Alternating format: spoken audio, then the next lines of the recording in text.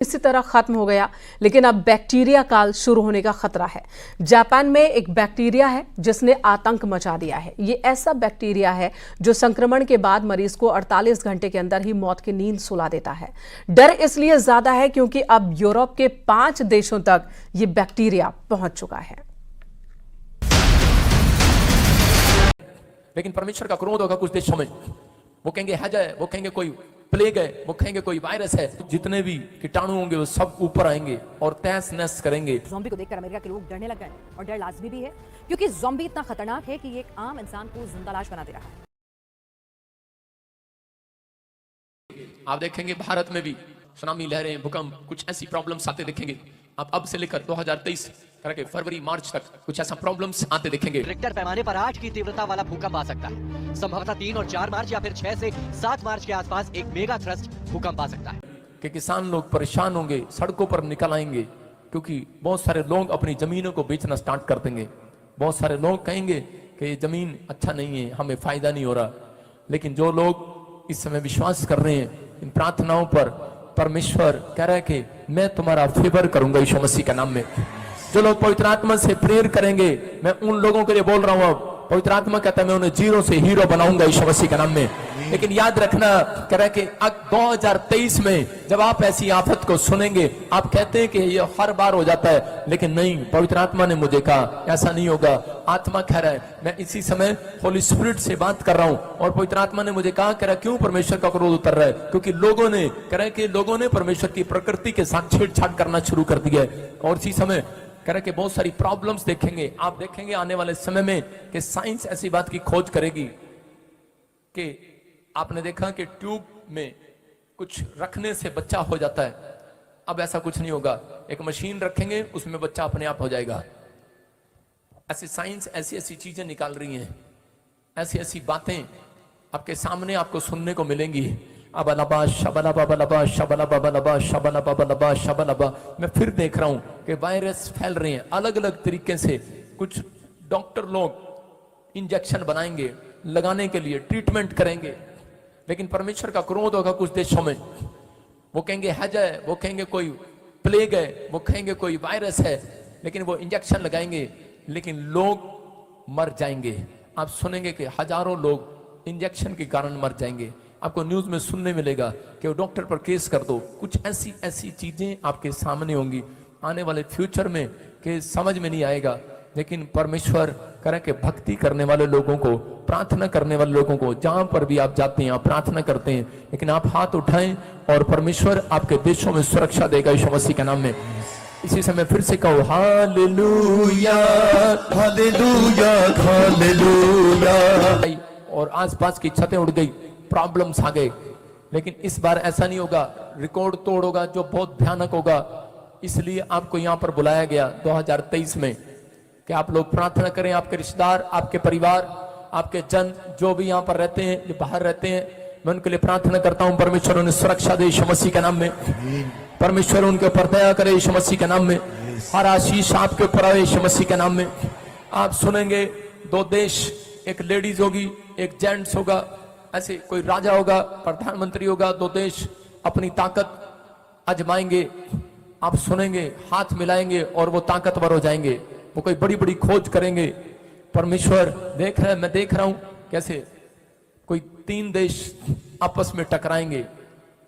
और इस बार एक जगह आपके घर में, जिसके घर में चांदी है उसको संभाल कर रखना।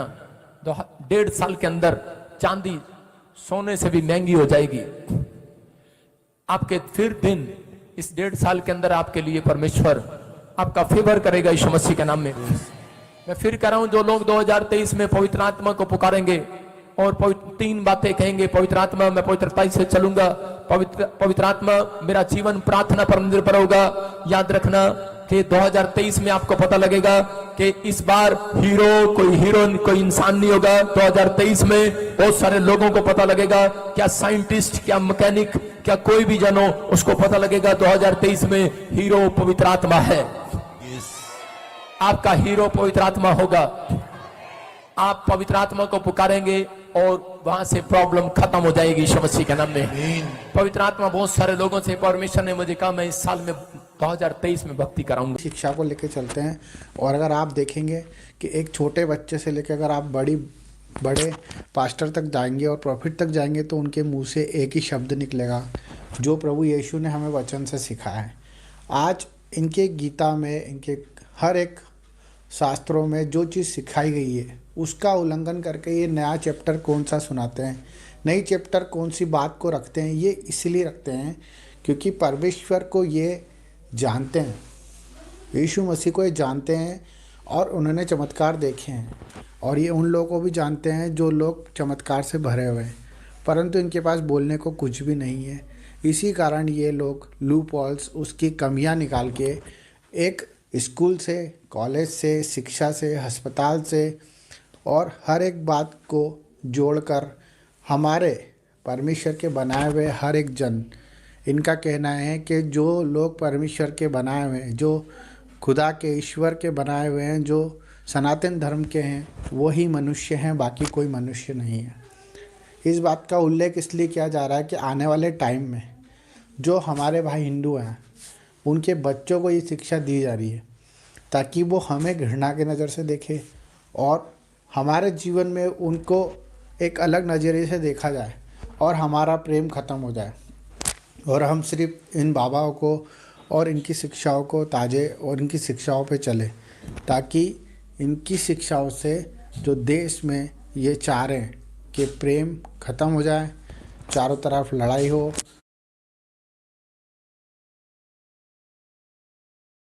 चारों तरफ हर प्रकार की बुराइयां खड़ी हो जाए।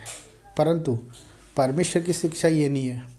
हमें मारोगे, हमें लताड़ोगे, हमें कोसोगे, हमारी बाइबल से अगर उठा के 4 शब्द गलत जोड़ के अपनी व्याख्या करोगे तो भी सच तो प्रमाण ही है।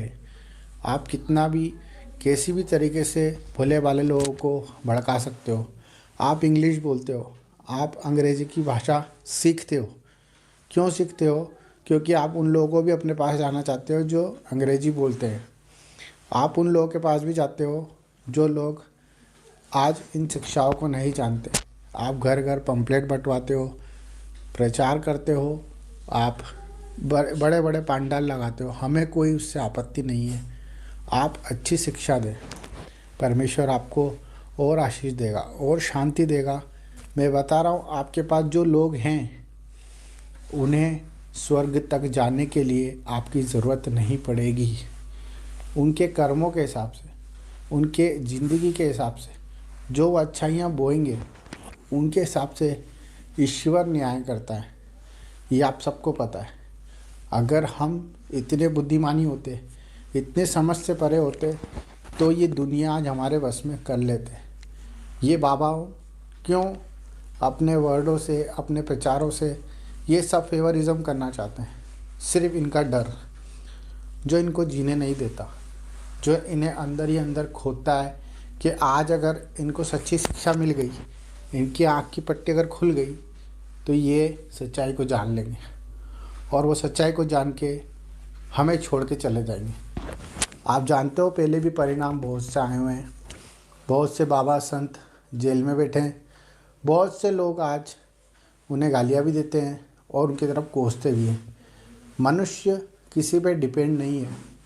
मनुष्य अपनी ज़रूरतों के हिसाब से दौड़ता है। जहाँ उसकी ज़रूरत पूरी होती है वो वहाँ चले जाता है। उसी प्रकार से अगर उसे सच्ची शिक्षा मिलेगी, अगर सच्चा ईश्वर मिलेगा तो वो क्यों छोड़ के जाएगा? हमारे प्रॉफिट, हमारे पास्टर कभी ये नहीं कहते किसी को कि आप धर्म बदलिए, आप अपने जीवन को हमें समर्पित किए। आज होता क्या है कि मेरे द्वारा मैं चंगाई पाता हूँ तो मैं किसी को बताता हूँ और उनको मैं प्रार्थना सभा में ले जाता हूँ। वो चंगाई पाता है तो वो किसी को ले आता है। इस तरह से एक प्रेम बन जाता है और परमेश्वर की बड़ाई होती है। ये हमारा जीवन है। हम अपनी मर्ज़ी से कुछ भी नहीं कर सकते। परमेश्वर की इच्छा के बिना हम एक शब्द नहीं बोल सकते। अगर हम झूठे हैं, मक्कार हैं या हमारे अंदर कमियां हैं तो ये हमें कोई और नहीं, ये स्वयं हम खुद बताते हैं। हमारे अंदर हम जानते हैं कि हम कितने बड़े पापी हैं, ये कितने बड़े पुण्य आत्मा हैं।